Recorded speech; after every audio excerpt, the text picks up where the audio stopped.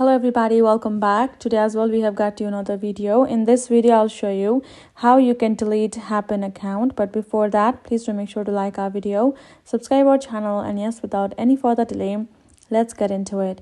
So for that, simply go ahead, open up your Happn app on your phone. As soon as you've tapped on your Happn app, this is how it's gonna open up and get the app going, and the interface is gonna look like.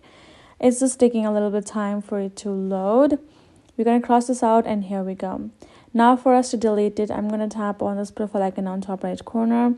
Then you're going to be simply scrolling and tap on this option of settings. Now you do have option of pausing your account. You can simply pause your account for a while, and you can again reactivate when you feel like. Then you can go back. If you simply want to delete, then tap on this option of my data instead and tap on delete my account.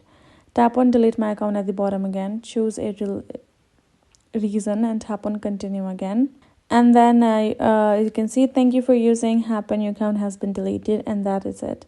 I'm going to tap on bye bye Happn, and there I go, my account has been deleted completely. That's how easy it is to do so. Hope this video helped. Thank you so much for watching. I will see you guys in our next video.